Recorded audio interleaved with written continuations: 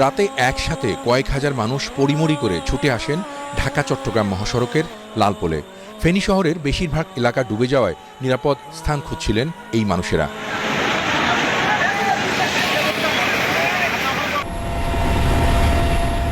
ভীতিকর পরিস্থিতি এখনও বিরাজ করছে ফেনীতে। নির্ঘুম রাত কাটিয়েছেন জেলা শহরের বেশিরভাগ বাসিন্দা। পাকা বাড়ির একতলা পর্যন্ত ডুবে গেছে। পরিবার পরিজন নিয়ে অনেকে আশ্রয় নিয়েছেন দোতলা তিনতলার ছাদে। পরশুরাম, ছাগলনাইয়া, ফুলগাজী, সোনাগাজী উপজেলার অন্তত 15 লাখ মানুষ পানিবন্দী অবস্থায় আছেন। ফেনীর দুর্গত এলাকায় বৃহস্পতিবার থেকেই অভিযান চালাচ্ছে সেনা, নৌ ও বিমান বাহিনীর সদস্যরা। আম্মা, আব্বা, যারা পরিবারের সদস্য রয়েছে তারা এখানে বাড়ির পাশে একটি বিল্ডিং এর 5 তলায় তারা অবস্থান নিয়েছে। সকালে পরিস্থিতি খারাপ হয় কুমিল্লায়।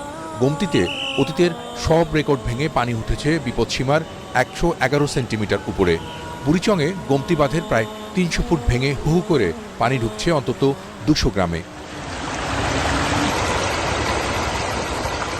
রাত 11:15টার দিকে বুরবুরিয়ায় বাঁধ ভেঙে ওই এলাকার বসতিতে আতঙ্ক ছড়িয়ে পড়ে। কান্নার রোল ওঠে বাড়ি বাড়ি। ব্রাহ্মণবাড়িয়ার আখাউড়া ও কসবায় বন্যা পরিস্থিতির আরও অবনতি হয়েছে। অনেক বাড়িঘরের চালও ডুবে আছে পানিতে। অন্তত 1 লাখ মানুষ পানিবন্দী হয়েছেন এসব জায়গায়। পানিতে তলিয়ে আছে আখাউড়া স্থলবন্দরের ইমিগ্রেশন ভবন, রাজস্ব ভবন, কাস্টমস হাউস সহ বিভিন্ন সরকারি স্থাপনা।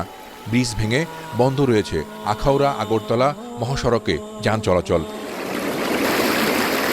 নদীর পানি বিপদসীমার 190 সেন্টিমিটার উপরে উঠেছে।